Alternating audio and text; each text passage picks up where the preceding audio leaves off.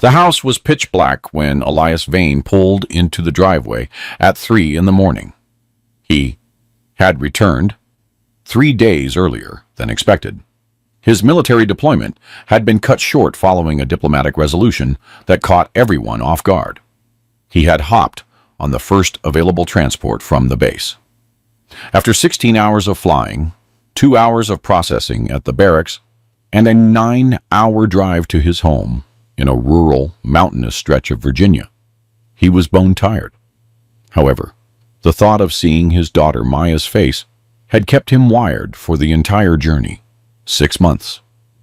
That was how long he had been gone this time. Maya was 7 years old now. He had missed her birthday by 2 weeks, and the guilt had eaten at him during every patrol and every mission. But this was his final deployment. He had already submitted his retirement papers. After 12 years in the Army Rangers, Elias was coming home for good.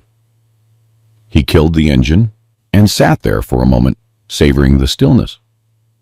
There were no mortars and no gunfire, just the crickets and the distant sound of the wind whistling through the pines. The house looked exactly as he had left it. The navy blue shutters Sasha had insisted on installing, the flower boxes that were likely dead now in the late autumn chill, and the tire swing hanging from the old oak in the front yard. Elias grabbed his duffel bag and walked silently toward the front door. He wanted to surprise them. Sasha would likely be fast asleep, but perhaps Maya had had a nightmare and was awake. She used to crawl into bed with them whenever she got scared. The thought made him smile. The door was unlocked. That was the first thing that felt wrong. He had told Sasha 100 times to lock it, especially while he was deployed. Elias pushed it open slowly, his training instinctively taking over. The house was too quiet. It wasn't the peaceful quiet of a sleeping home, it was something else. He moved through the living room. There were dirty dishes in the sink, mail scattered across the counter, and Sasha's purse left on the table.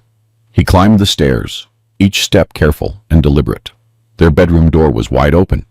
Sasha was there, sprawled across the bed, in the clothes she had worn that day, one arm hanging off the edge, and an empty wine bottle sitting on the nightstand. Elias's jaw tightened. He headed to Maya's room, pushing open the door, decorated with the princess decals she had picked out before he left. It was empty. The bed was made. Her stuffed bunny, Mr. Hops, which she had slept with since she was 2, was gone. Her shoes weren't by the door. Elias strode back into the master bedroom and shook Sasha's shoulder harder than he intended. She jolted awake, her eyes unfocused. Elias! What? You aren't supposed to be... Where is Maya? Sasha blinked, trying to process his presence. What time is it? Where is our daughter? His voice was flat and controlled, the voice he used when things went south on a mission and panic could get people killed. She's at my mother's house, Sasha muttered. I told you in the email. What email? I didn't get any email. Why is she at your mother's at 3 in the morning? It's 3? Sasha sat up, running her hands through her hair. She's been there since Tuesday. My mother's been watching her while I had some things to handle. Work stuff. Elias stared at his wife. In 12 years of marriage, he had learned how to read people. It was a survival skill. And right now, every instinct he had was screaming that something was wrong. Sasha wouldn't meet his eyes. Her hands were shaking. And it wasn't just from being startled awake. I'm going to go get her. Elias, it's the middle of the night. But he was already heading down the stairs, out the door, and back into his pickup truck. Sasha's mother lived 40 minutes deeper into the mountains. Eudora Sterling was a woman Elias had never liked, and the feeling was mutual. She was a hard woman, cold in a way that had nothing to do with the mountain winters. She ran a sort of retreat center on her property. She called it spiritual counseling. Elias called it a scam. The roads were empty. He pushed the truck harder than he should have, taking the mountain curves at high speed. His hands were steady on the wheel, but his mind was racing at 1,000 miles per hour. Tuesday. Maya had been there since Tuesday. 4 days.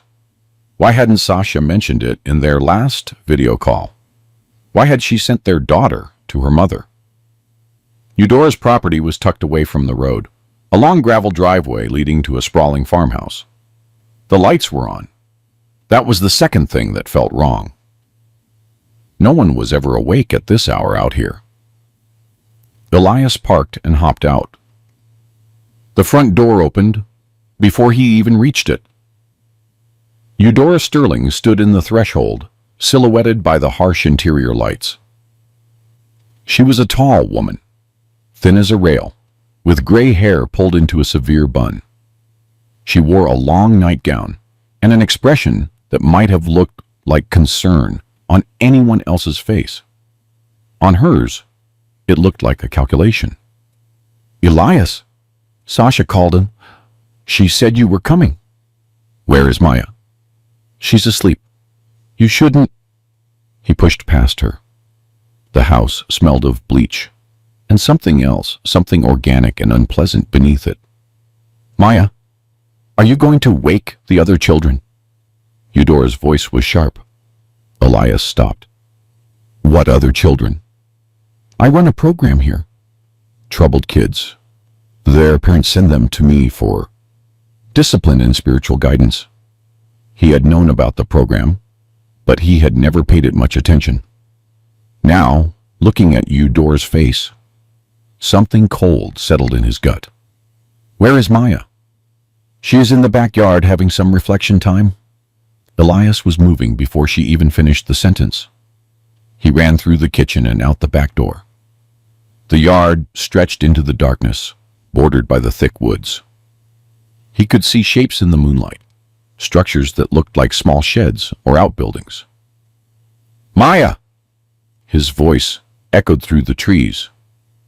A small sound, a whimper, drifted back. He ran toward it, pulling out his phone to use the flashlight. The beam of light caught something that made him stop dead in his tracks. It was a hole in the ground, perhaps 4 feet deep and 3 feet wide. Standing inside, shivering in her pajamas, was Maya. "Daddy?" Her voice was so tiny. Elias was in the hole in seconds, lifting her out. She was freezing, her pajamas soaked with wheat wool and dew. She had wrapped her arms around his neck and wouldn't let go. "I've got you, baby. I've got you." He stripped off his jacket and wrapped her in it. She was shaking violently. "How long have you been out here?" "I don't know. Grandma said..." She started sobbing now, her words barely coherent. "She said bad girls sleep in graves. She said I need to learn. I need to..." A white-hot fury flooded Elias, but he forced himself to hold it back. Maya needed him calm. She needed to be warm and safe. He would deal with Eudora afterward. "Daddy, don't look in the other hole." Maya's whisper cut through his thoughts. "Please, don't look." He turned, and the beam of his flashlight swept across the yard. There, about 20 feet away, was another hole, this one covered with wooden planks. "Maya, I need you to close your eyes, okay? Can you do that for me?" She nodded against his chest, squeezing her eyes shut. Elias carried her toward the house, but stopped by the second hole. He had to know. He had to understand what he was dealing with. Using one hand while holding Maya with the other, he kicked aside the planks. The smell hit him first. Decay, earth, and something chemical. He shone the light down. Bones. Small bones. A skull that was unmistakably human and unmistakably that of a child. Scraps of fabric and something else. A metal tag. Like a military dog tag, with a name engraved on it. Caitlin Lowry. Elias's training kicked in, overriding the horror.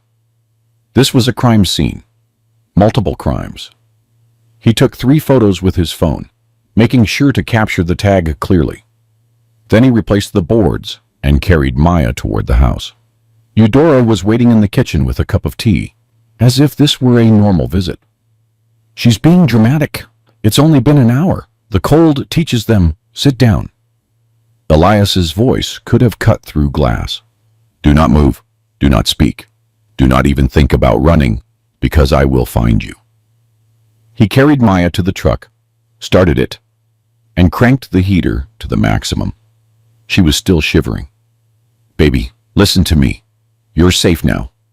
I'm going to take you somewhere warm, okay? Can you tell me who Caitlin Lowry is?" Maya's eyes went wide. "You looked. I told you not to look." "I know, honey. I'm sorry. But I need to know who she is. She was here last year. She was bad, too. Grandma said she ran away, but..." Maya started crying again. "I heard her screaming one night, and then she was gone. And Grandma said if I was bad, I'd end up like the girls who run away." Elias pulled out his phone and called the only person he knew he could trust. Officer Marcus Reed answered on the 3rd ring. "Reed. Marcus, it's Elias Vane. I need you to get to 4782 Laurel Ridge Road right now. Bring backup. Lots of it.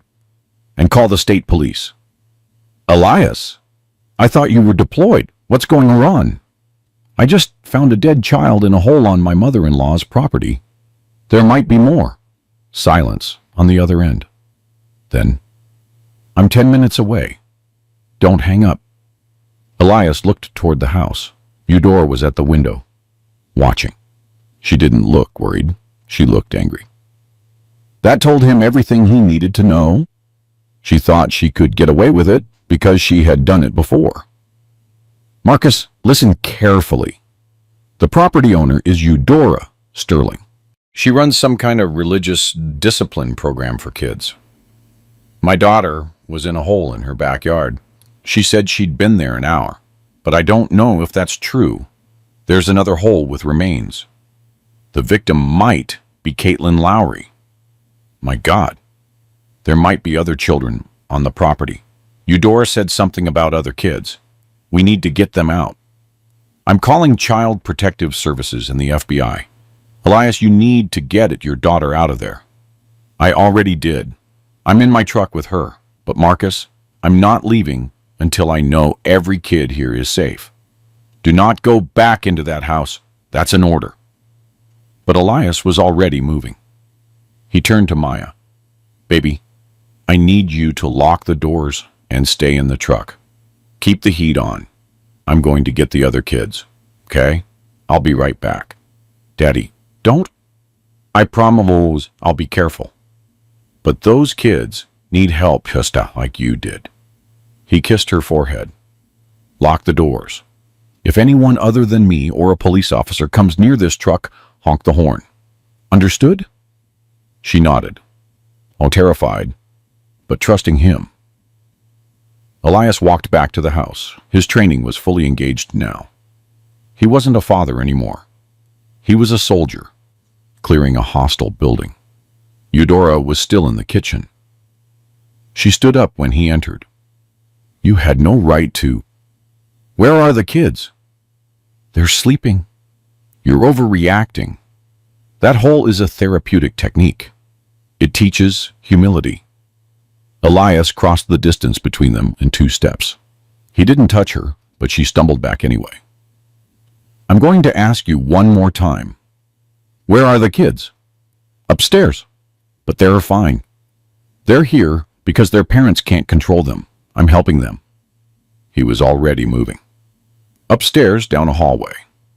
The first door was locked from the outside. He kicked it open. 3 children, all under the age of 10, were sleeping on thin mats on the floor. No blankets, no heat. The window was barred from the outside.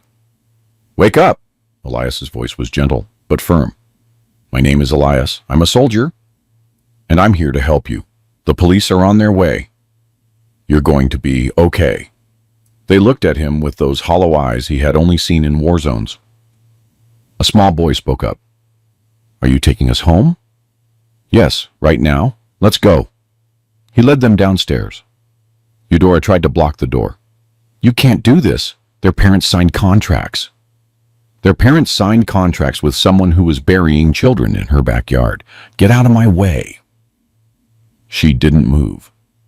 Elias physically lifted her and set her aside. She weighed nothing. He ushered the 3 children out just as headlights appeared in the driveway. 4 patrol cars, lights flashing. Marcus Reed stepped out first, a burly man in his 50s with a weathered face and kind eyes. He took one look at the children and grabbed his radio. "We need ambulances, multiple minors, possible abuse and neglect." The next few hours were a blur. More police arrived, followed by FBI agents and CPS. They found 6 more children in a locked room in the basement. All were malnourished, bruised, and terrified. All had stories about the holes in the backyard, about the punishments, about children who had run away. They found 3 more graves. Elias sat in his truck with Maya wrapped in a blanket, watching as investigators swarmed the property. Eudora had been arrested, still insisting she was helping troubled children, that the parents had signed contracts, that everything she did was legal discipline. Marcus walked over at dawn. "They're going to need statements from you and Maya. Not today. She needs to be seen by doctors first. But soon." "What about the other graves?" "We've identified one already. Caitlin Lowry. Went missing from the city last year. She was 9. Her parents thought she was at a summer camp." Marcus's face was grim. "The other 2, we're working on it." "Elias, how did you know to come here tonight?" "I didn't. I came back early from deployment. Sasha said Maya was here. I knew something was wrong." "Sasha." Marcus's expression shifted. "We need to talk to her too. Did she know what was going on here?" Elias looked at his friend. "I don't know, but I'm going to find out." Maya shifted against his chest. "Daddy, can we go home now?" "Not to that house, baby. We're going to a hotel, okay? A safe, warm place with room service and movies. And I'm staying with you. I'm never leaving you again. I promise." As Elias drove away, the sun was rising over the mountains. In his rearview mirror, he could see the police lights still flashing, the search teams combing the property. He thought about the parents of those children receiving phone calls right now that would shatter them. He thought about Caitlin Lowry's parents, finally getting answers after a year of not knowing. And he thought about Sasha, asleep in her bed, who had sent her daughter to that house. Who knew Eudora ran a discipline program for troubled kids but had sent her anyway? Maya wasn't troubled. She was a sweet, intelligent, happy child. So why had Sasha sent her to Eudora? Elias's hands tightened on the steering wheel. He had been trained to fight enemies overseas, but now he realized the true enemy had been here all along, hiding in plain sight. And he would make sure every person responsible paid for what they had done, starting with his wife. The hotel room was warm and bright, nothing like the cold darkness of Eudora's property. Elias had gotten a suite with 2 beds, and Maya had finally fallen asleep around noon after a hospital doctor came to examine her. Mild hypothermia, bruising, trauma. The doctor had been gentle but thorough, documenting everything, taking photos of the injuries. Evidence. "She's going to need therapy," the doctor had said quietly by the door. "What she experienced, kids don't just get over that." Now Maya slept, and Elias sat by the window with his laptop, doing the searches he should have done years ago. Eudora Sterling, New Horizons Youth Academy. How had he never looked into this? Because you trusted Sasha, a voice in his head answered. Because she was your wife, and you believed her when she said her mother was helping troubled kids find their way. The search results turned his stomach. The website looked professional. Testimonials from grateful parents, photos of smiling children, Bible verses about discipline and redemption. But when Elias dug deeper into forums and review sites, he found different stories. One parent wrote, "We sent our daughter there for 3 months. When she came back, she wouldn't talk, only cry, and have nightmares. We asked what happened, and she said if she told us, they'd put her under the ground. We thought she was being dramatic. Now, I wish we had listened." Another commented, "My son was there. A week before I pulled him out, he'd lost 11 pounds and had marks all over his body. Eudora Sterling said it was spiritual discipline and that we were interfering with his salvation. I called the police, but they said it was a family matter." Elias kept digging. He found a news article from 3 years ago about a county investigation. Child Protective Services had visited the property following a complaint. They had found nothing irregular. The complaint had been dismissed as being from a disgruntled parent. He searched for the name of the investigator, Phyllis Vance. Then he searched for her. She had retired last year. She had bought a house in Florida, a very nice house, too nice for the pension of a county social worker. Elias leaned back. The pieces were starting to fit together, and he didn't like the picture they formed. Eudora had been doing this for years. Multiple children had been hurt, and at least 4 had died. But she had kept operating because someone was protecting her. His phone rang. Xavier Holt's name appeared on the screen. "Brother," Xavier's voice was steady and calm. They had served together for 8 years. "Marcus called me. He said you found something big." "Yeah." Elias looked at Maya. She was still sleeping. "Are you still down south? I can be there in 6 hours. Do you need me?" "I need to know who I can trust. Marcus is solid. But there's something bigger here, Xavier. People were protecting what was happening. A social worker took bribes. Probably cops, too. What do you need? Can you do some digging?" Discreetly. "Eudora Sterling, Phyllis Vance. Anyone connected to that property. Follow the money. Elias, how's Maya?" "Alive. That's all that matters right now." "And Sasha?" Elias looked out the window. "I'm going to deal with that today." After hanging up, he sat for a long moment, thinking. Then he opened his email and began to type. Subject: resignation. After 12 years, he was done. Maya needed him more than the army did. His phone buzzed. It was Sasha. "Where are you?" "The police were here. They asked about my mom. What's going on?" Elias didn't respond. Instead, he opened the photos he had taken of the grave with Caitlin Lowry's remains. He looked at them for a long time, memorizing every detail. Then he opened a new document and started writing down everything he had seen, everything Maya had told him, every detail he could remember. This would go to trial. He needed to be ready. Around 3 in the afternoon, Maya woke up. She looked around the unfamiliar room, panic flaring for a moment. Then she saw Elias and relaxed. "Hey, baby, how are you feeling? Tired?" She sat up slowly. "Is Grandma in jail?" "Yes." "Good." Maya's voice was hard in a way that broke Elias's heart. 7 years old, and she already knew that some people were evil. "Daddy, are we going back to Mommy?" That was the question, wasn't it? Elias moved and sat on the edge of her bed. "I need to ask you something, and I need you to tell me the truth, okay? Even if you think it might hurt my feelings." Maya nodded. Mommy knew what Grandma was doing with the holes.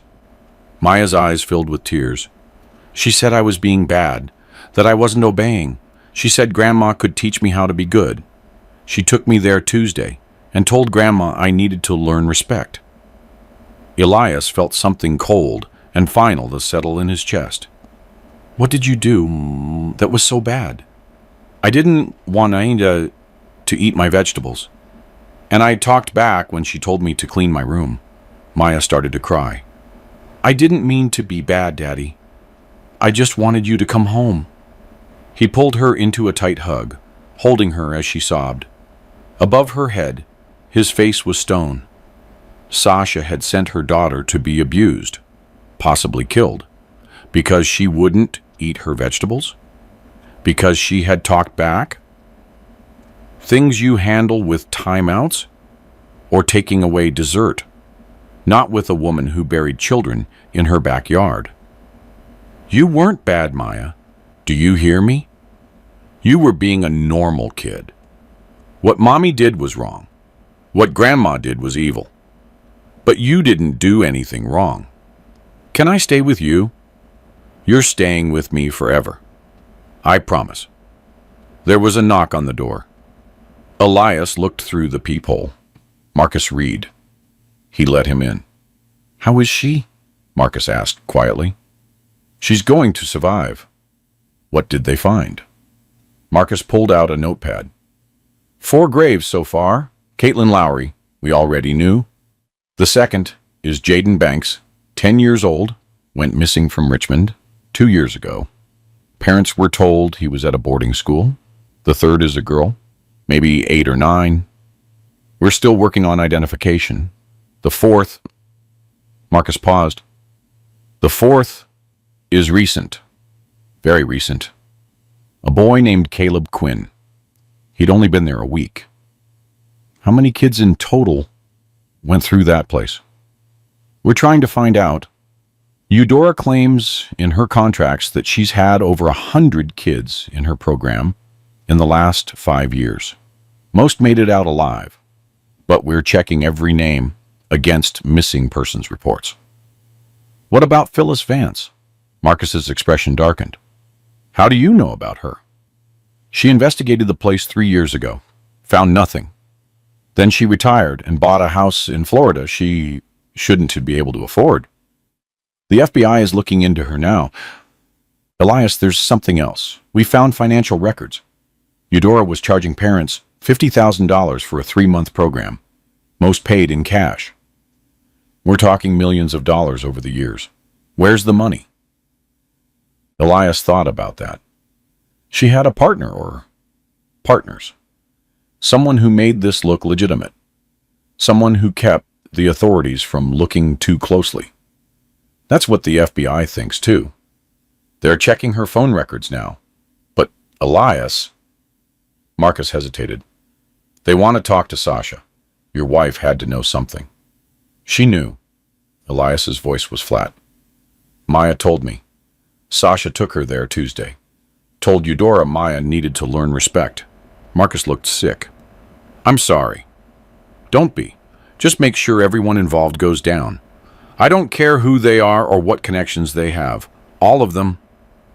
After Marcus left, Elias made a decision. He picked up his phone and called Melody Herrera, Sasha's sister. She answered on the second ring. Elias? Oh my God, Sasha told me you were back. Are you okay? She said something about Mom being arrested. Melody, I need you to listen carefully. Your mother was running a punishment camp. She was torturing children. 4 of them are dead. Maya was in a hole in the backyard when I found her. Silence. Then, what? No, that can't. Mom helps troubled kids. She's strict, but she'd never... I saw the graves myself. The FBI is digging them up right now. Caitlin Lowry, Jaden Banks, 2 others. All kids, under 12 years old. All dead because of what your mother did to them. I can't... Elias, this has to be a mistake. It isn't. And Melody, I need to know something. Did you ever see anything? Anything that made you uncomfortable? Anything that felt wrong? I haven't been to the property in years. Mom and I had a falling out. She said I was raising my kids too soft, that they needed discipline. I told her to stay away from us. Melody's voice was shaking. Sasha still talked to her, though. She said I was overreacting. Sasha sent Maya there 4 days ago. No, Sasha wouldn't. She loves Maya. She sent her to be punished because Maya wouldn't eat her vegetables and talked back. Another long silence. When Melody spoke again, her voice was different, harder. Where is Maya now? With me. Safe. Keep her away from Sasha. I mean it, Elias. I love my sister. But if she knew what Mom was doing and sent Maya anyway... Melody took a shaky breath. What can I do? How can I help? Elias looked at his sleeping daughter again. Just tell the truth when they ask. Everything. Don't protect anyone. I won't, Elias. I'm so sorry. If I had known, just make sure it counts for something now. After hanging up, Elias opened his laptop again. Xavier had sent an encrypted email with preliminary findings. Eudora's financial records showed payments to several individuals. One name stood out, Arthur Sterling. Listed as Eudora's brother, he lived in the city, worked as... Elias stared at the screen. Arthur Sterling was a county judge. The next morning, Elias took Maya to a safe house, arranged by Marcus. It was a small apartment above a bookstore in town, owned by a retired cop who owed Marcus a favor. Maya would stay there with an officer named Jeanette, while Elias dealt with what was coming. I don't want you to go, Maya said, clutching Mr. Hops. I'll be back tonight, I promise. Jeanette is nice, and you'll be safe here. The door has 3 locks, and there's a police officer downstairs. Okay. Maya nodded, but she looked small and scared. Elias knelt to her level. Baby, I need to make sure the people who hurt you can't hurt anyone else. That's what I'm going to do today. Can you be brave for me? Are you going to bring Mommy? Elias's jaw tightened. Do you want to see Mommy? Maya thought about it. Then she shook her head. Not yet. Maybe never. Okay. You don't have to see anyone you don't want to see. He kissed her forehead and left with a heavy heart. But as he drove through the town, the heaviness turned into a cold, focused fury. He had targets now. Eudora was in jail. But she was just the beginning. Arthur Sterling, Phyllis Vance, anyone else who had enabled this nightmare. He arrived at his house at 9 in the morning. Sasha's car was in the driveway. He sat for a moment, bracing himself, then walked in. Sasha was in the kitchen, looking haggard. She hadn't slept. When she saw him, she stood up quickly.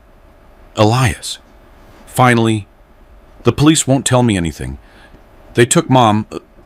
They're saying she... But it's ridiculous. You have to tell them... Where's Maya? I don't know. I assumed she was with you? Elias, what's going on? Why are you looking at me like that? I'm trying to decide if my wife is stupid or evil. Sasha's face went white. What? You sent our daughter to a woman who tortures children, who has murdered at least 4 that we know of.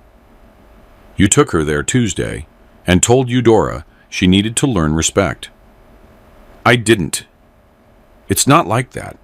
Mom's program is strict, but it works. It helps troubled kids. Maya is not troubled. Elias's voice cracked like a whip. She's 7 years old. She didn't eat her vegetables. That isn't troubled, Sasha. That's normal. She was getting out of control. Talking back, not obeying.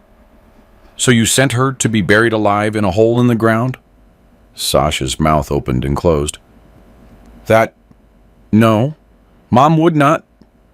I pulled Maya out of that hole myself. It was 2 in the morning, and it was deathly cold. She'd been standing in mud and freezing water for over an hour, crying, terrified. She told me if I looked in the other hole. Elias stopped, forcing himself to stay calm. There was a dead child in the other hole, Sasha. A 9-year-old girl named Caitlin Lowry. Her bones were still there. No. Sasha sat down heavily. No, that's not possible. Mom said the kids who run away from the program sometimes spread rumors. But did you ever visit?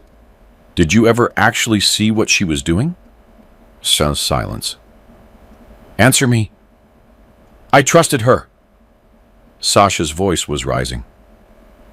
She's my mother. She said the program was tough but effective. That sometimes kids lie to get away. Elias stared at his wife. When did you send Maya there? Tuesday? I already told you. Why Tuesday, specifically? Sasha hesitated. I was having a bad week. She was refusing to do her homework, making a mess, talking back. I was stressed with work, and I couldn't handle it. So I called Mom. You couldn't handle it. So you sent our daughter to a torture camp. It's not a torture camp. She helps kids. 4 dead kids say otherwise. Elias pulled out his phone and showed her one of the photos of the graves. Sasha looked at it and turned green. She ran to the sink and threw up. When she came back, wiping her mouth, her face was ashen. I didn't know, Elias. I swear to you, I didn't know. But you suspected something was wrong, didn't you? No, Melody cut your mother off years ago. Said she was too harsh on kids. You kept Maya away from Eudora most of the time. Why? Sasha's hands were shaking. Mom could be intense. I thought limited exposure was fine. That a few days at a time would teach Maya discipline without what? Without breaking her? The words came out as a whisper. Elias felt something inside him snap. You knew she could break our daughter? You knew your mother was dangerous. And you sent Maya there anyway. I thought I could control it. I told Mom to be gentle. To just scare her a little? You can't be a little evil, Sasha. You can't torture someone a little. Elias was shouting us now. Maya is traumatized. She has hypothermia and bruises, and she doesn't trust anyone. She asked if she has to see you again, and I didn't know what to tell her because her own mother sent her to hell. Sasha was sobbing. I didn't want this to happen. I was just so tired. You weren't here, and she was so difficult. And I thought, you didn't think. That's the problem. Elias's voice turned cold. Pack your things. You're leaving. This is my house, too. I don't care. You're leaving today. And if you fight me on this, I will make sure everyone knows what you did. Your job, your friends, everyone. I'll tell them you sent your daughter to a woman who murdered children. I have rights. Maya had rights, too. And Caitlin Lowry, and Jaden Banks, and Caleb Quinn had the right not to be buried alive. Elias stepped closer. This is what's going to happen. You're going to talk to a lawyer. You're going to agree to give me full custody. You're going to stay away from Maya unless she asks to see you. And you're going to cooperate fully with the FBI's investigation into your mother. The FBI? Did you think this was just going to go away? Your mother murdered children, Sasha. For money. Lots of money. And someone helped her cover it up. The FBI wants to know who. So you're going to tell them everything you know about her business, her contacts, her finances, everything. I don't know anything about that. Then you better start remembering. Because if you don't cooperate, they're going to charge you as an accomplice. Sasha's face crumbled. I didn't know, Elias. I swear on my life. I didn't know she was killing kids. But you knew she was hurting them, and you didn't care. Elias turned toward the door. You have until tomorrow to get out. If you're still here when I come back with Amaya, I'm calling the police. He left her there, crying in the kitchen of the house they had bought together 8 years ago. The house where they brought Maya home from the hospital. The house where he thought they were building a life. It was all ashes now. Elias went to meet Xavier at a diner on the outskirts of town. His friend was already there with his laptop open, looking tired. "You look terrible," Xavier said. "I feel worse." "What did you find?" Xavier pulled out a folder. "Arthur Sterling, Eudora's brother, has been a county judge for 15 years. He handles juvenile cases, family court. Guess what happens when parents complain about Eudora's program? Let me guess. The cases get dismissed." "Exactly. I found 6 complaints in the last 5 years. All went to Arthur's court. All dismissed as family disputes or unfounded allegations. 3 of those children are now missing." Elias's hands clenched. He knew. It gets better. Phyllis Vance, the social worker, she's Arthur's ex-wife. They divorced 10 years ago. But I checked their financial records. She's been receiving regular payments from a company called New Horizons Holdings. Guess who owns that company? Arthur and Eudora. 50-50 each. The company has been collecting the fees from parents, laundering the money through various accounts, and then paying out to Eudora, Arthur, and Phyllis. We're talking $3 million in 5 years. Elias leaned back. So Arthur provides legal protection. Phyllis handles any state investigations, and Eudora runs the operation. That's the theory. The FBI is putting the case together now. But Elias... Xavier's expression turned serious. There might be more people involved. I found payments to a consulting firm that doesn't seem to exist. And there are gaps in the financial records. Money going out that we can't trace. Who else could be involved? I don't know yet. But someone with enough influence to make sure there were no real investigations. Someone who could lean on the local police, maybe even state. Elias thought about that. I need to talk to Marcus. See if he knows anyone who seemed too interested in shutting down questions about Eudora. Be careful.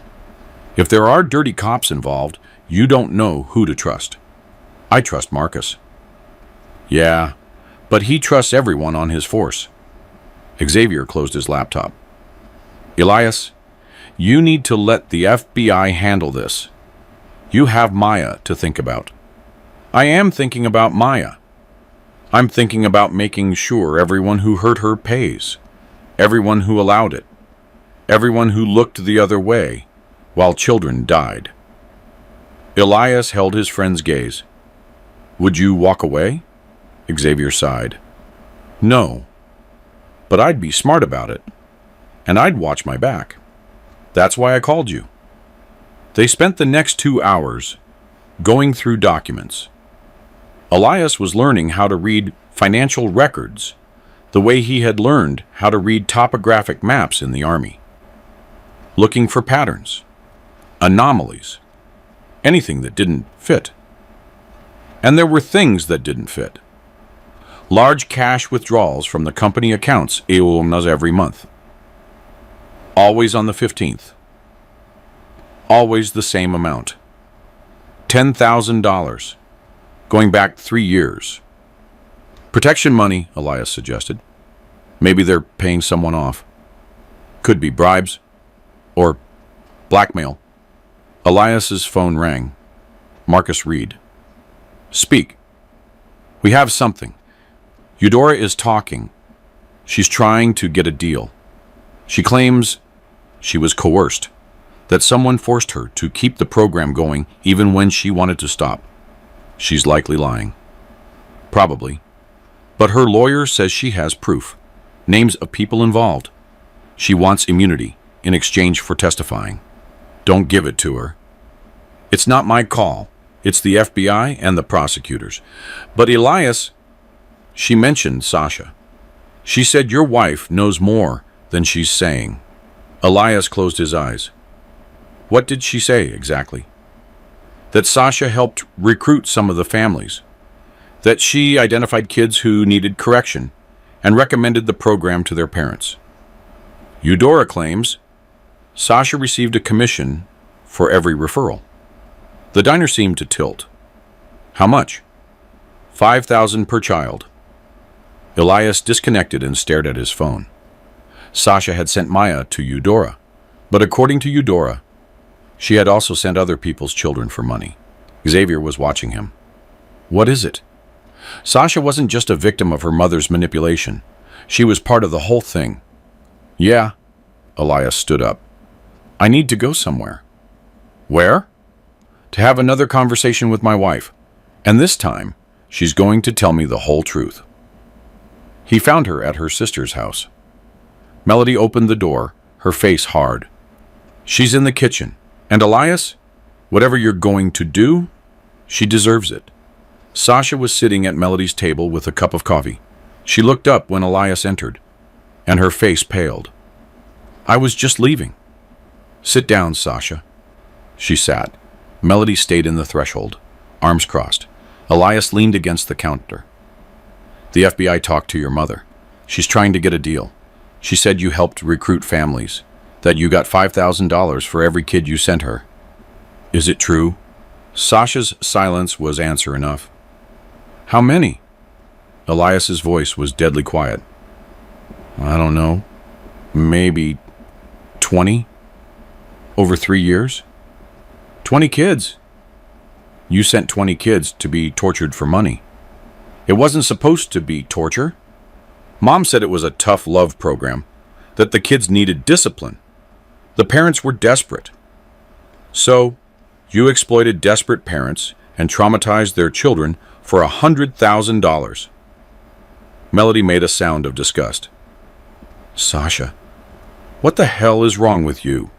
You don't understand. We needed the money. Elias was deployed. His salary wasn't enough. And I had debts from before we got married. We had enough, Elias roared. We had a house, food, everything we needed.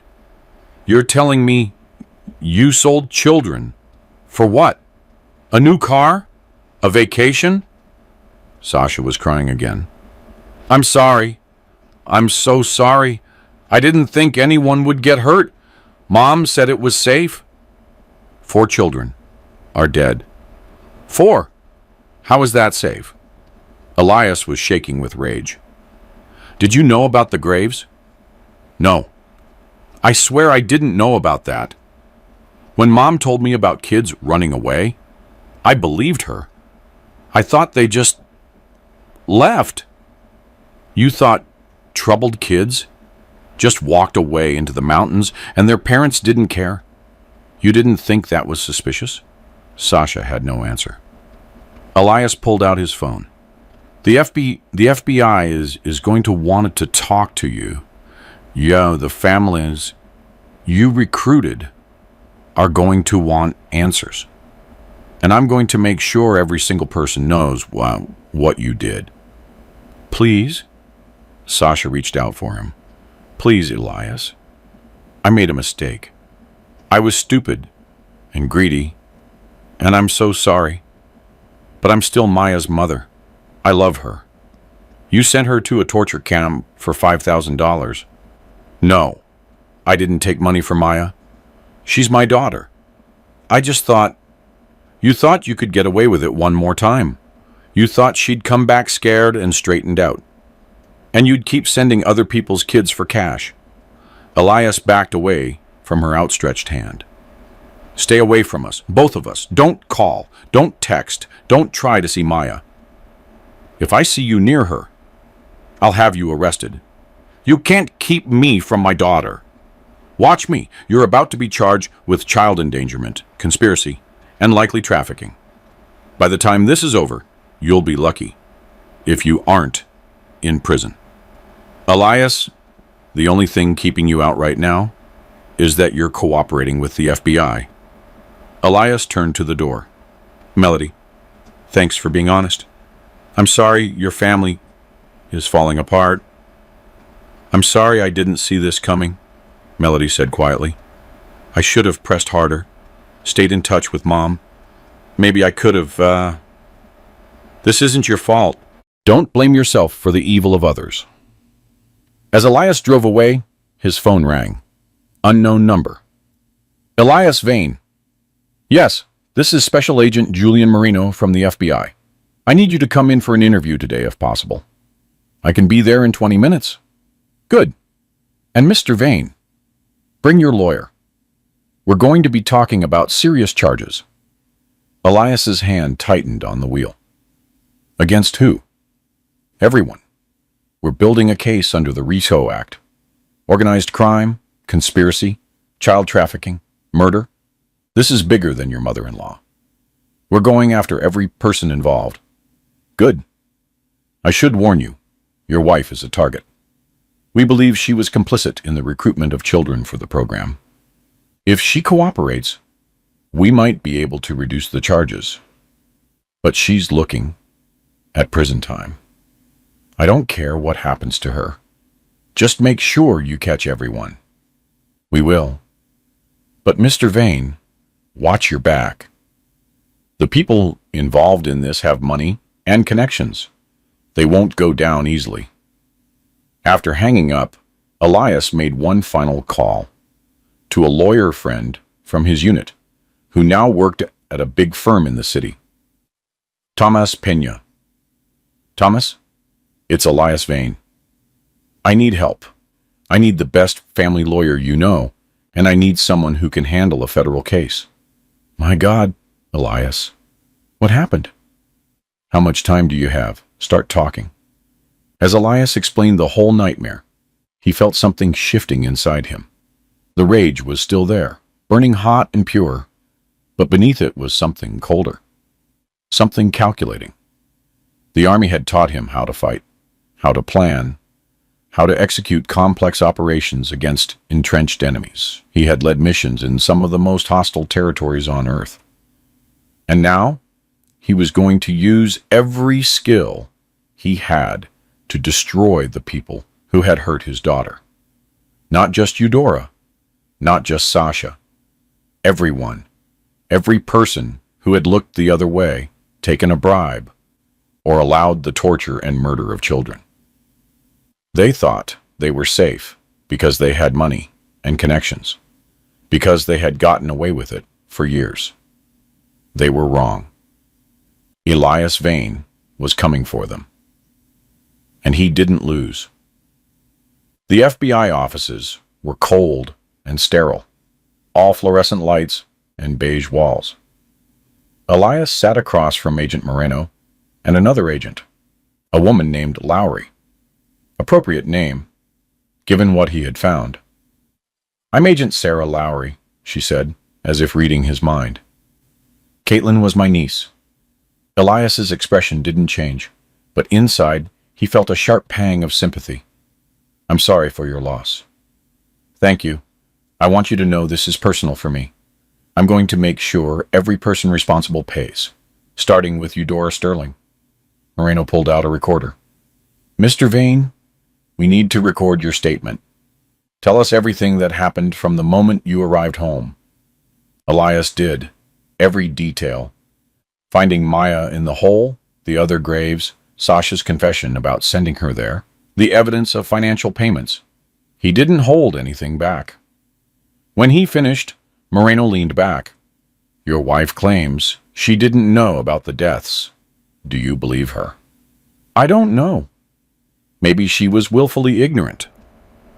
But she knew the kids were being hurt, and she kept sending them anyway. For money. Yeah. Agent Lowry spoke up. We've identified 17 families your wife referred to Eudora's program. Of those 17 kids, 3 are dead. 4 are still missing. The others? We're interviewing them now. The stories are consistent.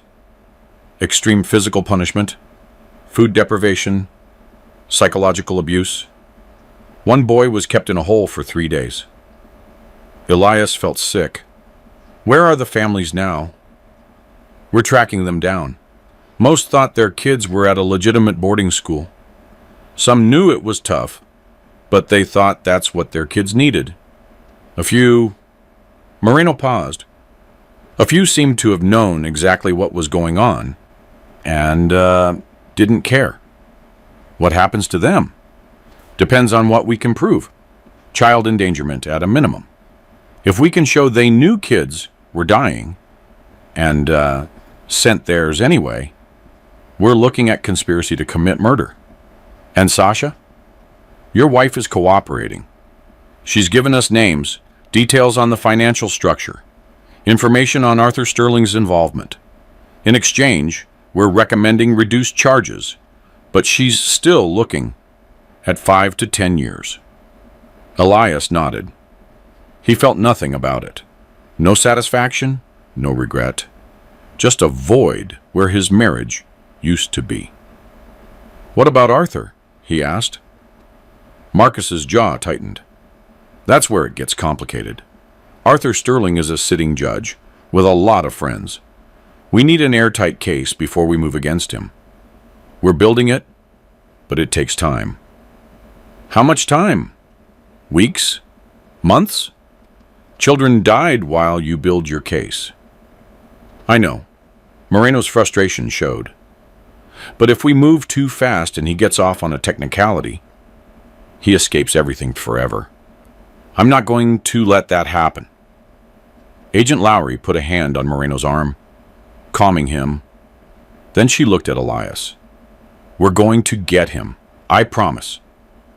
But we have to do this right. What can I do? Nothing. Stay out of it. Focus on your daughter.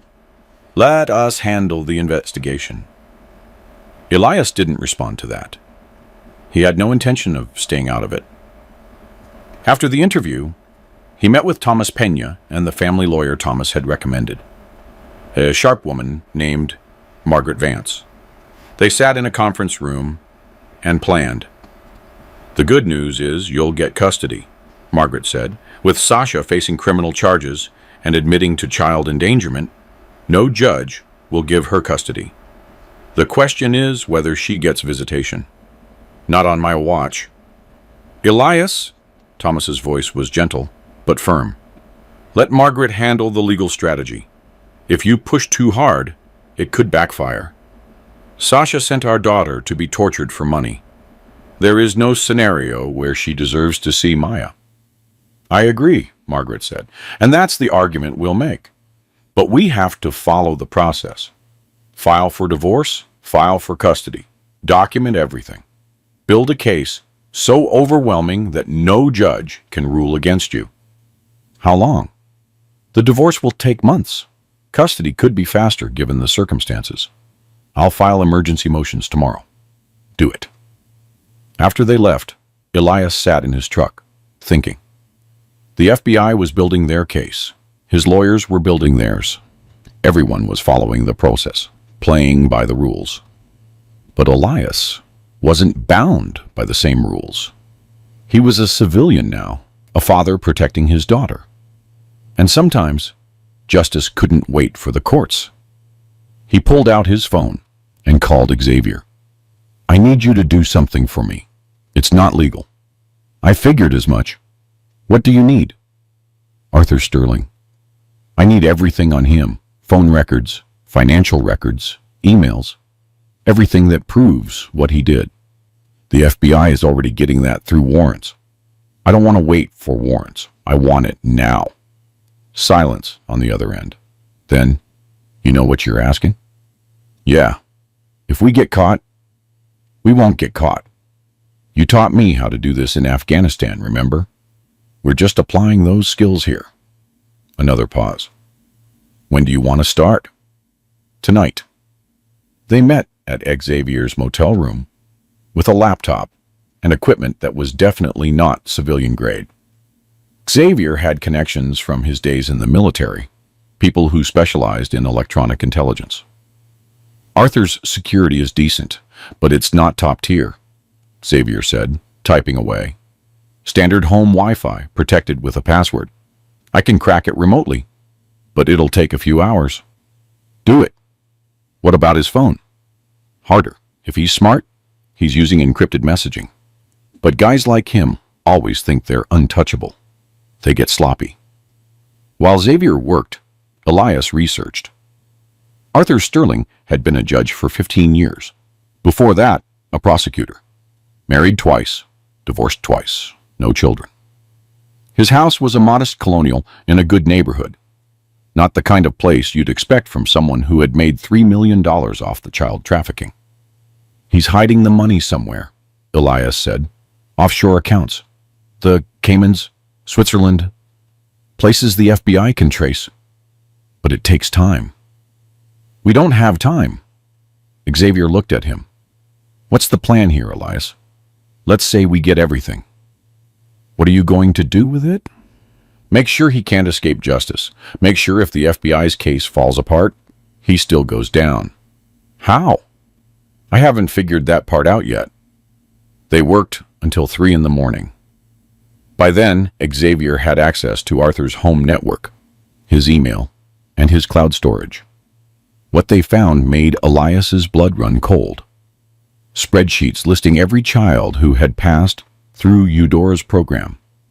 Detailed notes on which ones were problematic. Invoices for disposal services.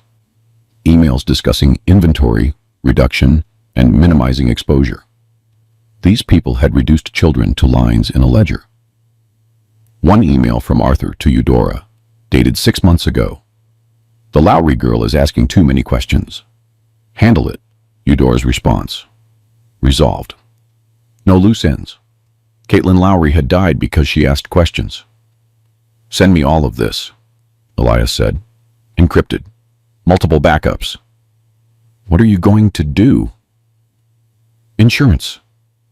If anything happens to me. If the FBI's case falls apart. If these people find a way to escape. This goes public. Every news outlet. Every social media platform. Every parent whose kids went through that program. I'll make sure the whole world knows what they did. Xavier nodded. You're playing a dangerous game. They played a dangerous game with the lives of children. Now, it's my turn. Over the next week, Elias built his case. Not for a courtroom, but for the court of public opinion. He contacted journalists, gave them background on the story, without revealing his illegal gathering of evidence. He connected with parents whose kids had passed through the program. He documented everything. Maya was slowly improving. Therapy was helping. She could talk about what had happened without crying now. The nightmares were less frequent, but she still jumped at unexpected noises and refused to be alone in a room. She's going to heal, the therapist said, but it will take time, and she'll always have scars. Elias knew about scars. He had plenty of them from his time in the service, the visible ones from shrapnel and bullets, and the invisible ones from seeing friends die. You don't get over trauma, you learn to live with it, but he'd be damned if Maya had to live with it while the people responsible walked free. The breakthrough in the case came from an unexpected source. One of the families Sasha had referred reached out to Elias directly. Raphael Thorne, a single father whose son had been through Eudora's program 2 years ago. My son came back changed, Raphael said, sipping coffee. Quiet, scared. He doesn't talk about what happened, but he has nightmares. He screams about holes and graves. I didn't know what it meant until I saw the news. Did you know what the program was before you sent him? Raphael looked ashamed. I knew it was tough. Your wife said it was tough love, that my son needed discipline. She showed me testimonials from other parents saying their kids came back better. I was desperate. Noah was acting out after his mother died, and I didn't know how to help him. You paid Eudora directly? I paid a consulting firm. Behavioral Solutions. They handled all the paperwork. Elias's pulse quickened. That was the name Xavier had found. The firm with no real office, no employees, just a P.O. box and a bank account. Do you still have the paperwork? Yeah. Why? Because I think that firm is the key to everything. He was right. With Raphael's documentation, they traced Behavioral Solutions to a lawyer in the city, a high-power guy who specialized in setting up shell corporations for wealthy clients. The lawyer, when confronted by the FBI, claimed attorney-client privilege. But Elias had another approach. He showed up at the lawyer's office unannounced. "Bennett Prescott," the plaque said. Elias walked past the secretary and into Prescott's office.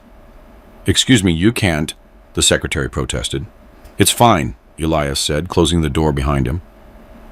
Prescott was a sleek man in an expensive suit, in his 50s, with the kind of tan that comes from ski trips and golf courses.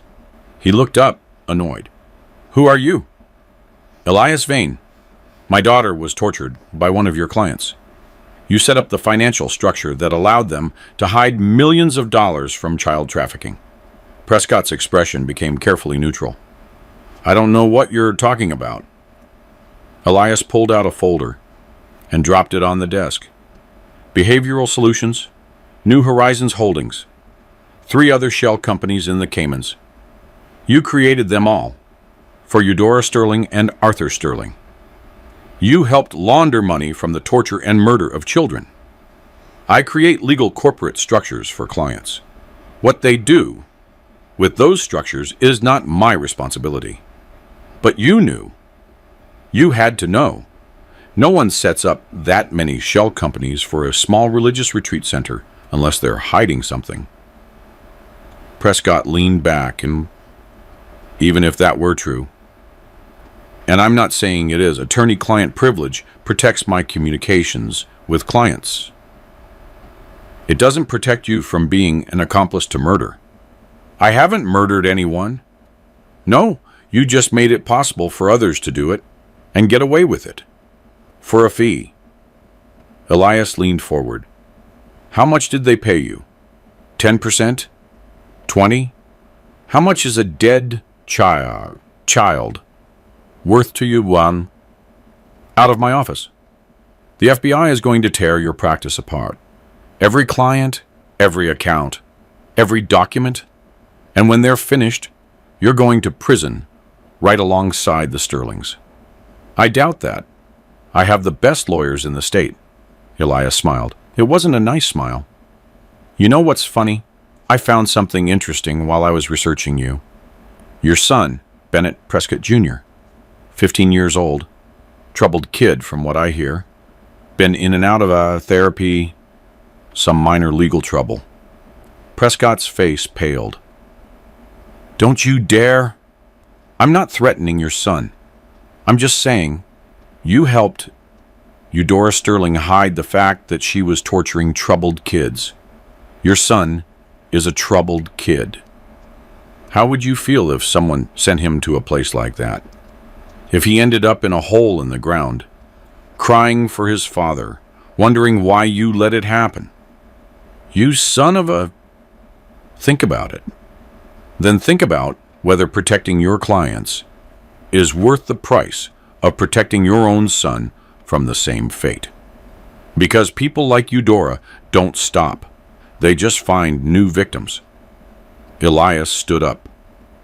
The FBI will be here tomorrow with warrants. You can cooperate and maybe keep your law license, or you can fight and lose everything. Your choice. He left Prescott sitting there, shaking. The next day, Prescott called the FBI. He wanted to make a deal. In 48 hours, the whole financial structure collapsed. Prescott provided documents showing how the money flowed. Parents paid Behavioral Solutions, which took a commission and passed the rest to New Horizons Holdings, which distributed to Eudora, Arthur, and Phyllis. There were also payments to 2 other people, a sheriff's deputy and a state CPS supervisor. The deputy, a man named Carlos Reed, no relation to Marcus, had been responding to complaints about Eudora's property for years. He had always filed reports saying there was no evidence of wrongdoing. The supervisor, Christina Vance, had been the one to shut down investigations before they could go anywhere. The FBI arrested them all in coordinated raids. Elias watched the news coverage with Maya on his lap. That's Grandma, Maya said, pointing to the footage of Eudora being led into a courthouse in handcuffs. Yeah, baby? She looks smaller on TV, doesn't she? Evil people always look like that when they get caught. The trial wouldn't happen for months, but the media coverage was immediate and brutal. Every news outlet ran stories about the torture camp, the Chamber of Horrors in the mountains. Families of the victims were interviewed. The bodies of the 4 murdered children were given proper burials. Sasha's face was plastered across the headlines, "Mother who sold children for profit." She tried to claim she was a victim too, that Eudora had manipulated her, but the evidence was too damning. The FBI had recordings of her conversations with parents, promoting the program, describing how effective it was, never mentioning the abuse. Elias filed for divorce and emergency custody. The hearing was brief. Margaret Vance presented evidence of Sasha's involvement in the trafficking ring, her admission to child endangerment, and Maya's statement that she didn't want to see her mother. The judge, not Arthur Sterling, who had been suspended pending his own trial, awarded Elias full custody with no visitation for Sasha. Mrs. Vane has demonstrated a pattern of prioritizing money over the safety of her daughter, the judge said. Until she can demonstrate rehabilitation and remorse, she represents a danger to the minor. Sasha didn't fight it. She was too busy negotiating her own plea deal. 5 years in federal prison in exchange for testifying against Arthur and the others. But Elias wasn't satisfied. Yes, they were all going to prison. Yes, justice was being served. But it wasn't enough. These people had destroyed lives. They had murdered children. They had made Maya stand in a hole, crying for her father. They needed to suffer as their victims had suffered. So Elias started planning. Not a physical attack. He wasn't going to throw away his freedom and leave Maya without a father. But there were other ways to make people suffer. Ways to ensure they lost everything, not just their freedom. He started with Arthur Sterling. The judge's trial was scheduled for 3 months away. He had been released on bail, $1 million he had paid easily. He was living in his house, wearing an ankle monitor, pretending to be confident. Elias started following him. Not obviously. He knew how to do surveillance from his days in the army. He learned Arthur's routine. Grocery store on Tuesdays, lunch at the same diner every Thursday, golf on Saturday mornings. And he noticed something interesting. Arthur had late-night visitors. People would come to his house, park down the street, and walk up. They'd stay for 20 minutes or an hour, then leave. Elias started photographing them, tracking their plates, building a network. One of them was a state senator. Another was the CEO of a pharmaceutical company. A third was a local businessman who owned half the real estate in town. What connected them? Elias dug deeper and found the answer. All had sent their children to Eudora's program. All had paid premium prices, $50,000 or more. All had gotten their children back, straightened out. But these weren't troubled kids. These were kids who had discovered their parents' secrets. Kids who had found evidence of affairs, embezzlement, abuse. Kids who had threatened to tell. Eudora's program wasn't just about discipline. It was about breaking children who knew too much. Elias felt sick. This was bigger than he had thought. It wasn't just child abuse. It was an organized criminal conspiracy to silence witnesses. And Arthur was at the center of it. He needed proof. Real, admissible proof that would hold up in court. So he did something he never thought he'd do. He became what he had fought against his entire military career. He broke into Arthur's house. It wasn't hard. Arthur's security was basic, designed to stop opportunistic burglars, not someone with military training. Elias waited until Arthur was out for his Thursday lunch, bypassed the alarm, and entered through a basement window. He had 30 minutes. He used them well. Arthur kept files in his home office. Physical files, the old-fashioned kind that can't be hacked. Elias photographed everything.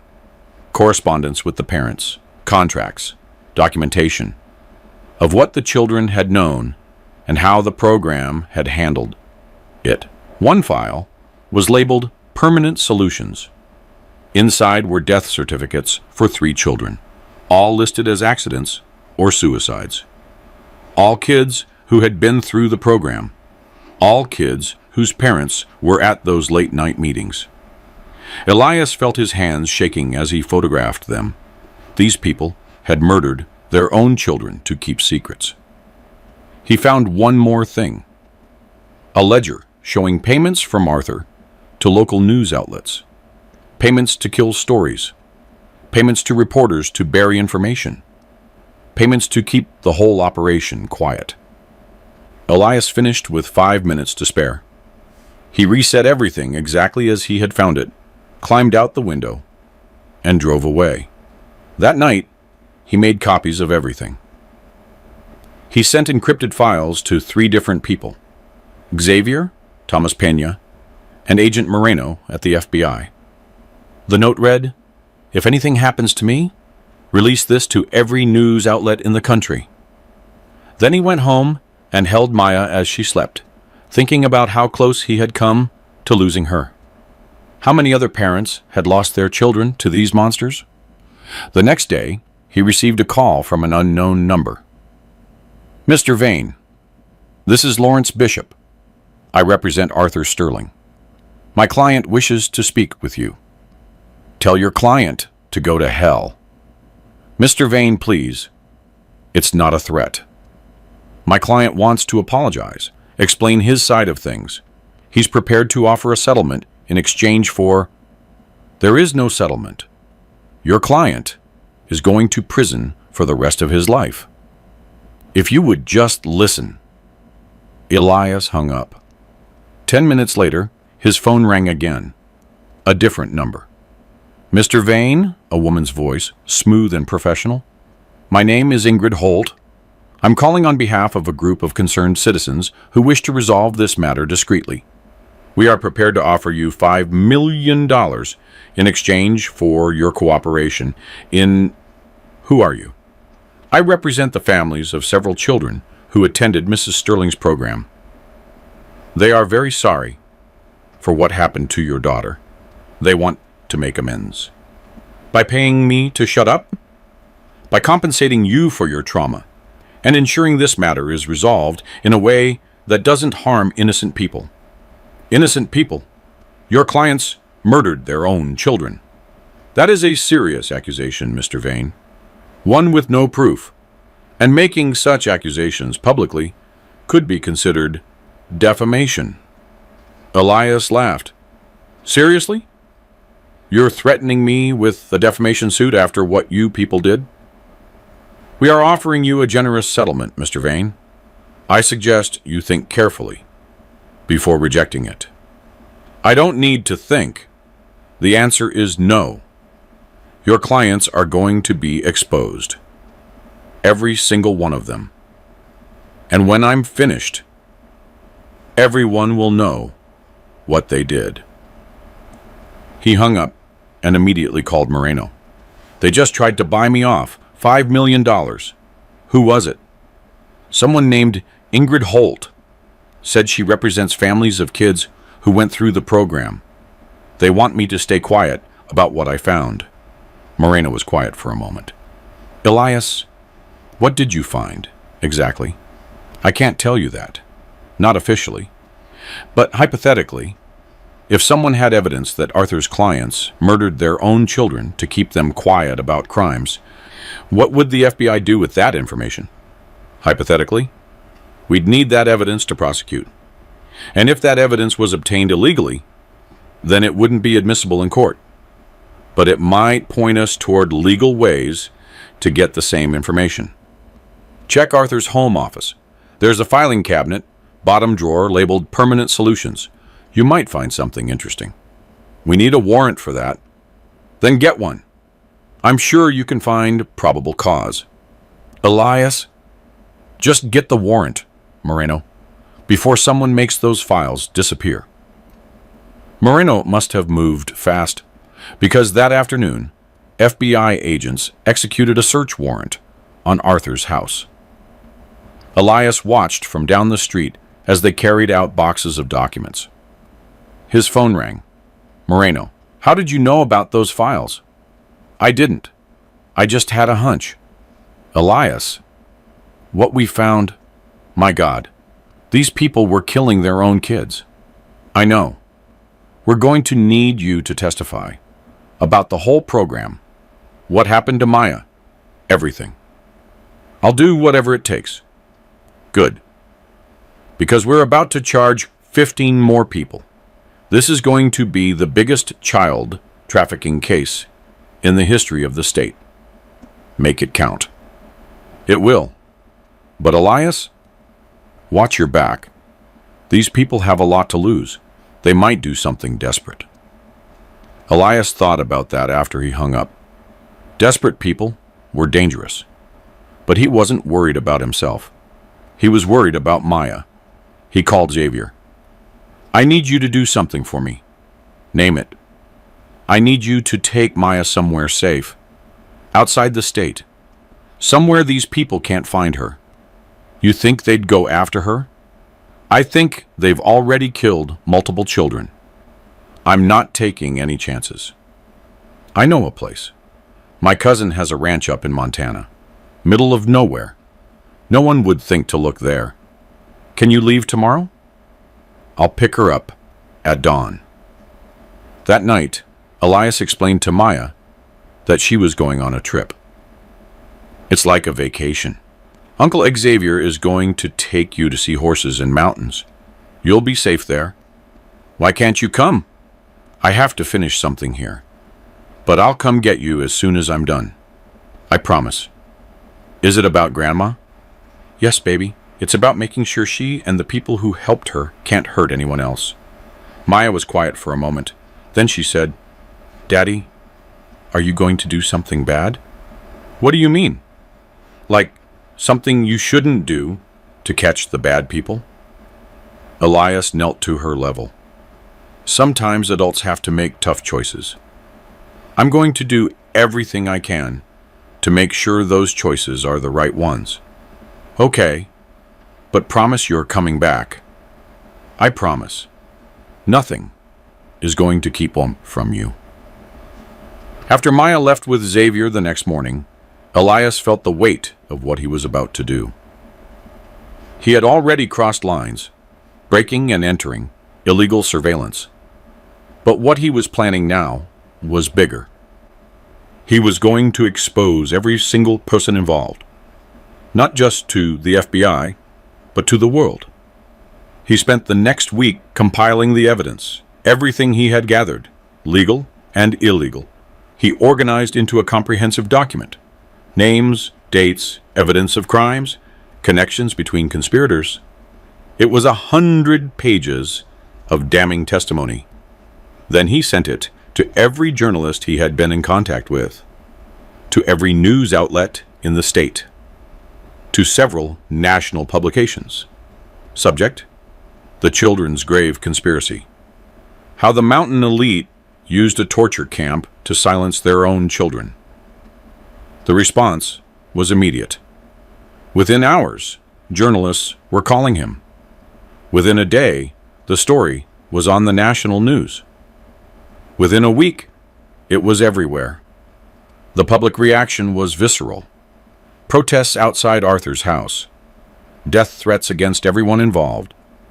The state senator resigned. The CEO was fired.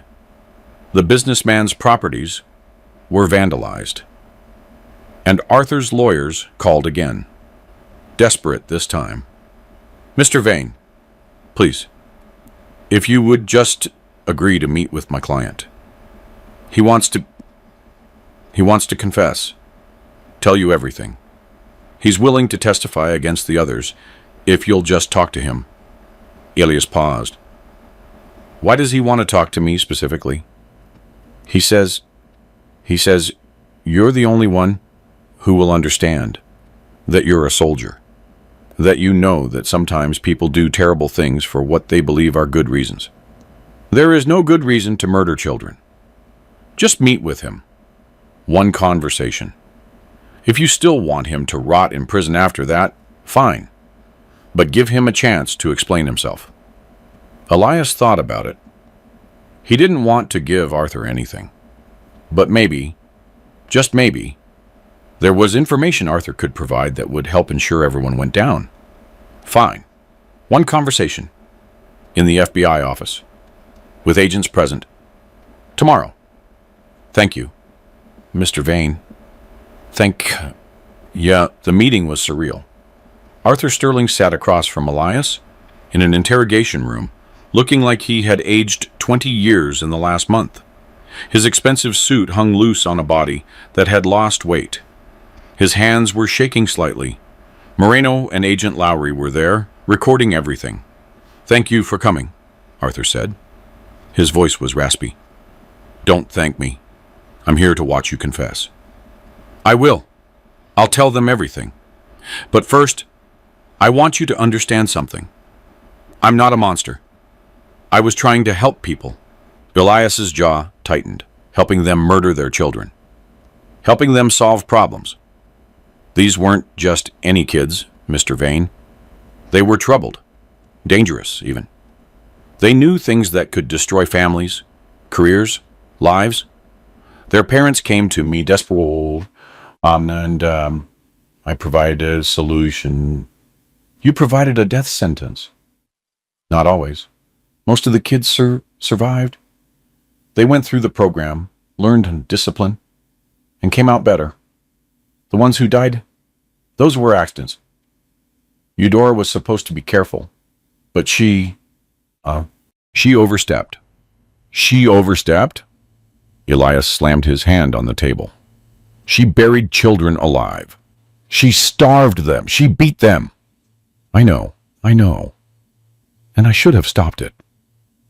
But by the time I realized how far she had gone, I was too deep in.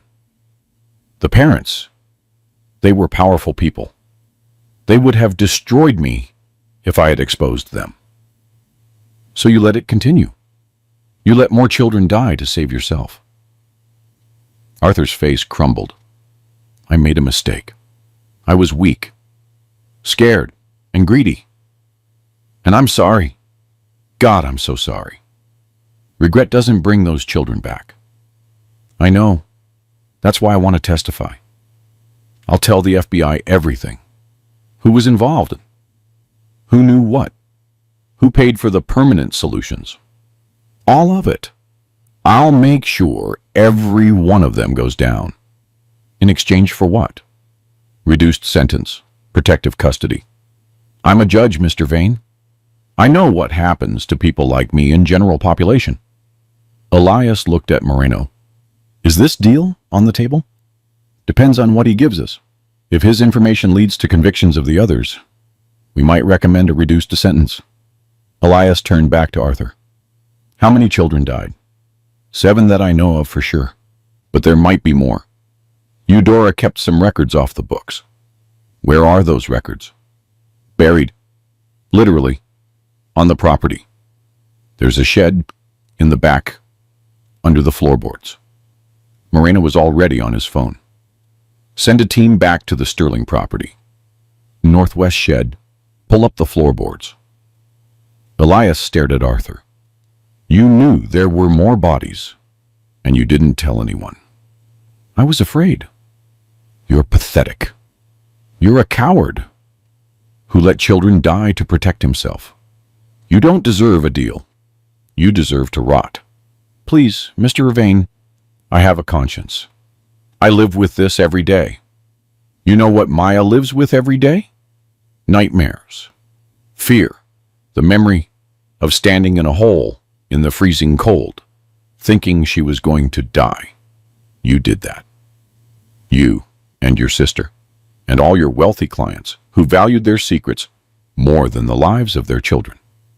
Elias stood up. Give the FBI everything. Every name. Every detail.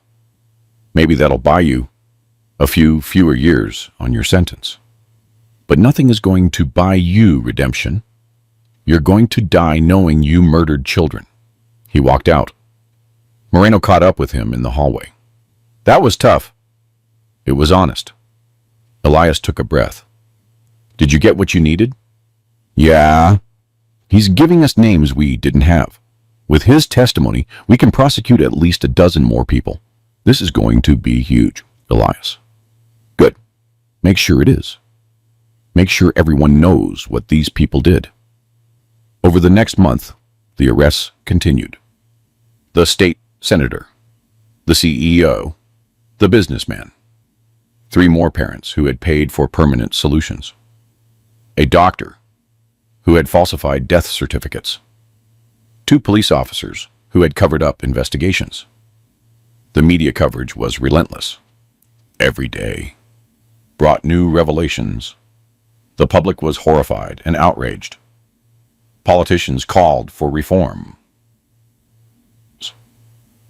Child welfare organizations demanded investigations. And through it all, Elias waited in Montana, with Maya and Xavier, watching from a distance as the conspiracy collapsed. When can we go home? Maya asked one night, sitting by the fireplace in the Montana ranch house. Soon, baby. When it's safe. Will it ever be safe? Elias pulled her into a hug.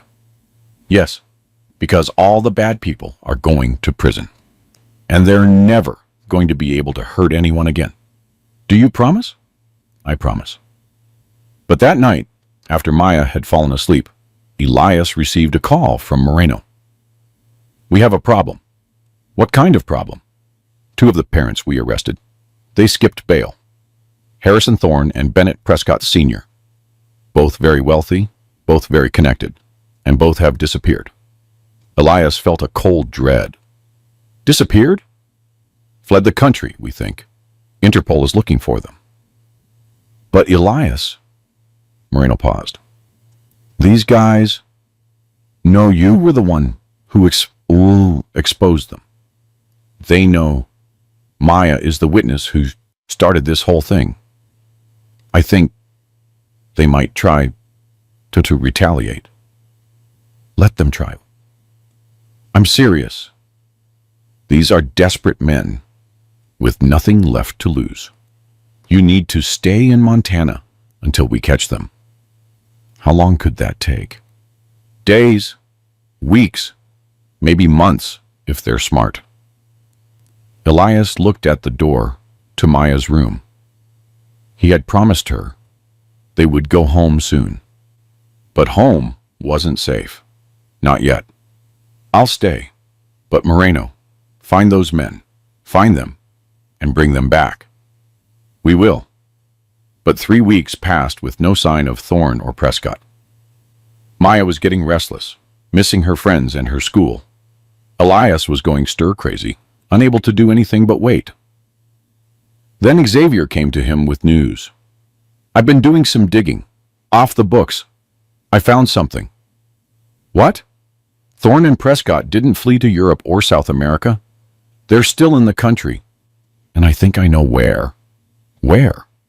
Thorne's family has a property in remote Alaska, off the grid. Perfect place to hide out while their lawyers work on getting the charges dropped. The charges aren't going to be dropped. No, but their lawyers are good. They could drag it out for years. In the meantime, they're living free in the wilderness. Elias felt the anger rising. That isn't justice. No, it isn't. They looked at each other. An understanding passed between them. If someone were to find them, Elias said slowly, someone who wasn't bound by FBI jurisdiction or legal restrictions, someone who could persuade them to turn themselves in. Hypothetically? Yeah. Hypothetically, that person would need to be very careful. These guys are dangerous. That person is a ranger. Dangerous is their specialty. Xavier smiled. When do we leave? Tomorrow. but Maya stays here. They flew to Alaska. Then they took a bush plane into the remote region where Thorne's property was located. The pilot dropped them 10 miles from the coordinates Xavier had found. "You guys sure about this?" the pilot asked. "We're sure. Pick us up here in 3 days." The hike was brutal. Thick forest, mountains, rivers. But Elias had done worse in Afghanistan. This was just another mission. They found the property on the second day. A large cabin by a lake, solar panels on the roof, smoke rising from the chimney. 2 vehicles parked outside. "They're here," Xavier confirmed, looking through binoculars. Elias studied the terrain. "We move in tonight. Non-lethal. We secure them. Call Moreno. Wait for extraction. And if they resist, then we make them not resist." They waited until 2 in the morning. The cabin was dark. Elias and Xavier approached from different angles, using night vision goggles. The doors were unlocked. These men felt safe out here, far from the law. Elias entered first, moving silently. He found Thorne in a bedroom, asleep.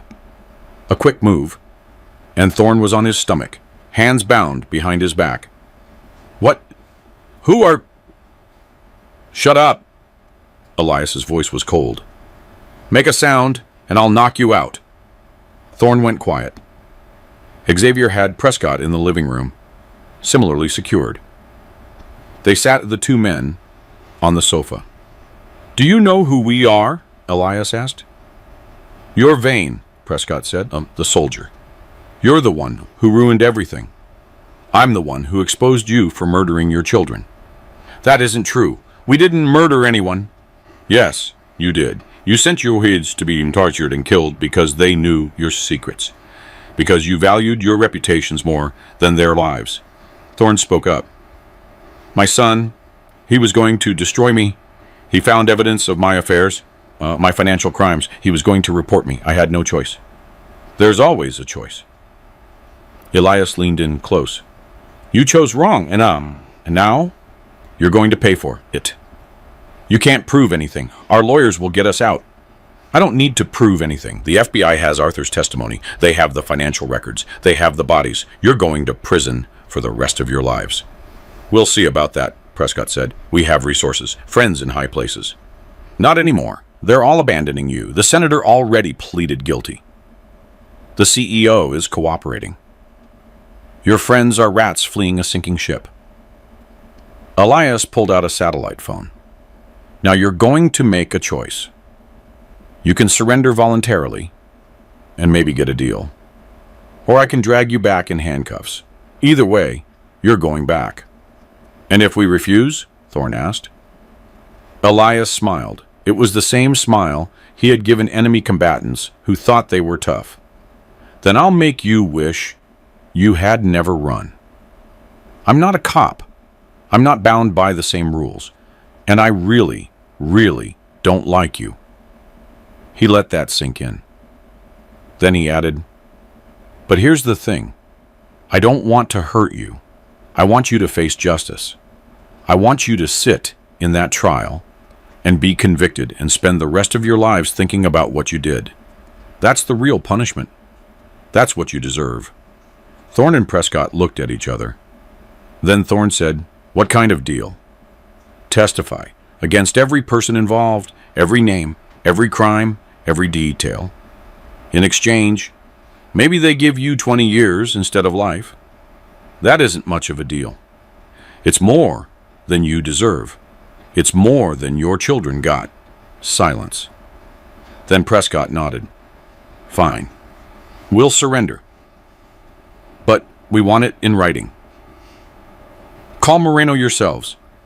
Tell him where you are. He'll arrange the transport and a plea agreement."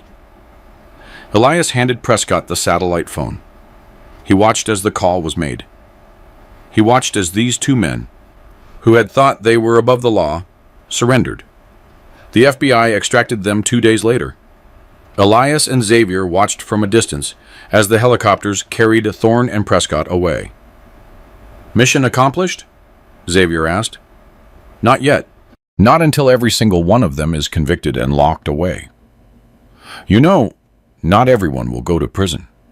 Good lawyers, technicalities, deals? Then I'll make sure they suffer in other ways. These people destroyed Maya's childhood. They murdered children.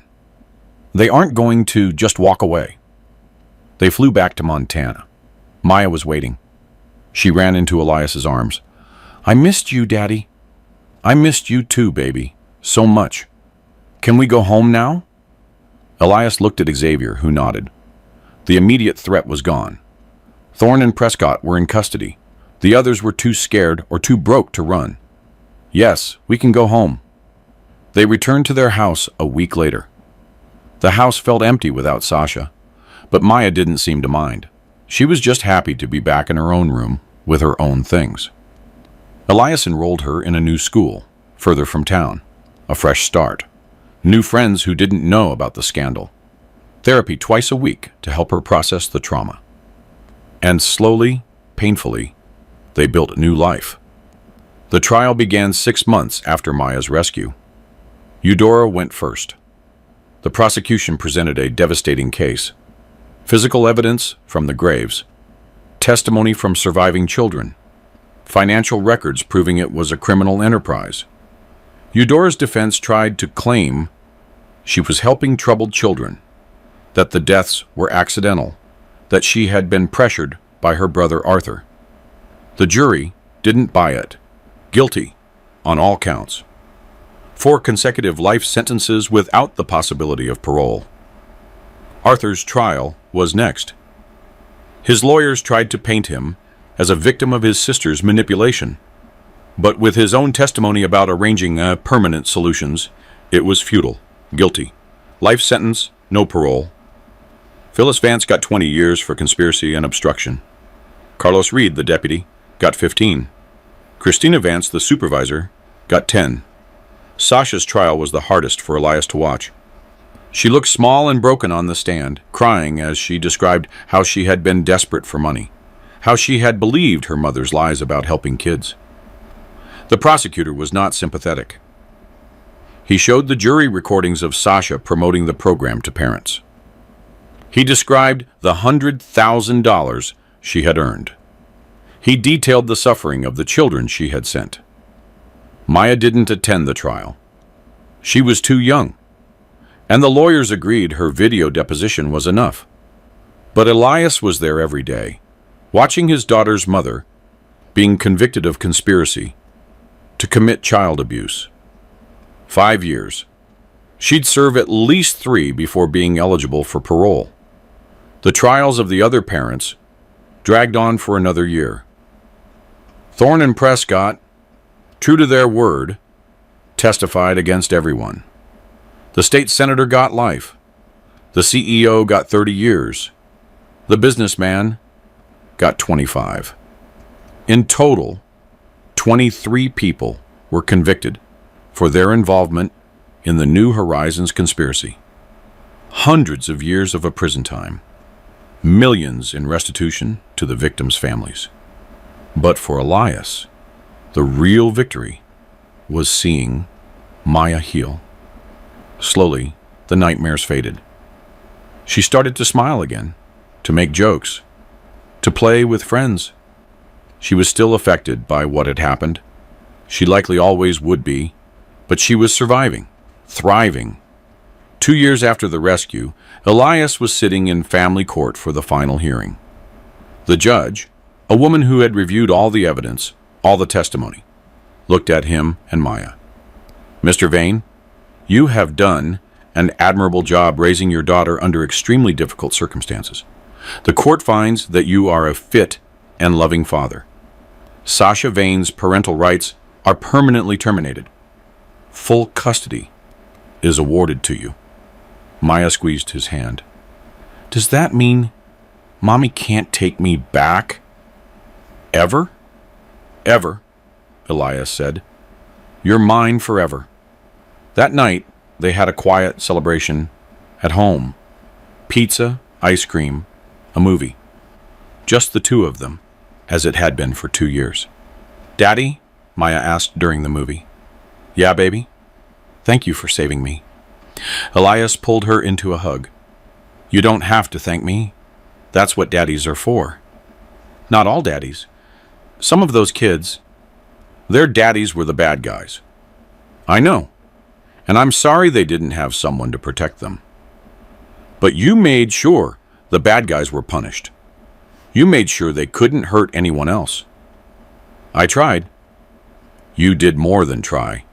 You won." Elias thought about that. He had won, yes. But at what cost? His marriage was over. His daughter was traumatized. Families had been destroyed. Lives had been lost. But Maya was alive. She was healing. She was safe. And the people who had hurt her were locked away forever. Maybe that was enough. Maybe that was victory. 5 years later, Elias was in the backyard of their new house, a smaller place in a better neighborhood, closer to Maya's school. She was 12 years old now, tall and confident, captain of her soccer team. The nightmares were rare. Therapy had worked. She was going to be okay. Marcus Reed came over for a barbecue, as he did every month or so. They had become close friends. Marcus had retired from the force, citing disillusionment with the system that had allowed the Sterlings to operate for so long. "How is she?" Marcus asked, watching Maya play with the neighbor's dog.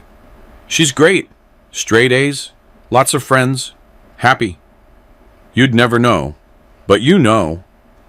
"Yeah, I know." Elias flipped a burger. "I got a letter from Sasha last week." "What did she say?" "That she says sorry. That she's been sober for 2 years. That she wants to see Maya when she gets out." "When is that?" "Next year, if she gets parole." "What are you going to tell her?" "I'm going to tell Maya. Let her decide. She's old enough now to make that call." Marcus nodded. That's fair." They ate in comfortable silence for a while. Then Marcus said, "You know, I think about those kids sometimes. The ones who didn't make it. Caitlin, Jaden, the others. I wonder what they'd be doing now if they'd lived." "Me too." "You did good, Elias. You made sure their deaths meant something. You made sure no one could ignore what happened. Doesn't bring them back, does it? But it stopped it from happening to more kids. That's worth something." Elias looked at his daughter, laughing, healthy, alive. "Yeah, it is." That night, after Marcus had left and Maya was asleep, Elias sat on the porch with a beer, thinking about the last 5 years. The trials, the convictions, the slow rebuilding of their lives. He thought about Eudora, rotting in a maximum security prison. About Arthur, who had been attacked by other inmates and lost the use of his left eye. About Sasha, who had written monthly letters that Elias rarely answered. He thought about the parents who had sent their children to die. Some were in prison. Some had lost everything, even without a conviction. All would carry the shame for the rest of their lives. And he thought about the children, the 7 who had died, the dozens who had survived but were scarred, Maya, who had been hours away from becoming another statistic. Justice had been served. The guilty had been punished. The conspiracy had been exposed and destroyed. But Elias knew the truth. This would happen again. Somewhere else, different names, different place, the same evil. People who valued money and power over the lives of children. People who thought they were untouchable. His job was to make sure Maya was ready for a world like that, to teach her to be strong, to be smart, to fight back against evil in all its forms. She was already well on her way. Intelligent, tough, compassionate. She volunteered at a children's shelter now, helping kids who had been through trauma. She said it helped her process her own experiences. Elias was proud of her, prouder than he had been of anything he had achieved in the army. His phone buzzed. A message from Xavier. Did you see the news? Another case of child abuse down south. Something very similar. Thought you should know. Elias looked at the message for a long time. Then he typed it back. Send me the details. Because justice never ended. Evil was never completely defeated. But someone had to stand against it. Someone had to fight for the children who couldn't fight for themselves. And Elias Vane would always be that someone. He had proven it once. He would do it again if he had to. For Maya, for Caitlin, for every child who deserved better than what the world had given them. He had won this battle. He would win the next one too. He always did. I'm really glad you're here and that I could share my story with you. If you liked it, show me by liking the video and subscribing to my channel. Let's see how many of us there are. Write in the comments which city you're watching from and what time it is. I'm so curious to know where all you wonderful people are tuning in from. If you want to support me a little extra, you can also send a small donation. I share new life stories for you every single day. And now, 2 of my most popular stories will pop up on the screen, so you can choose what to watch next.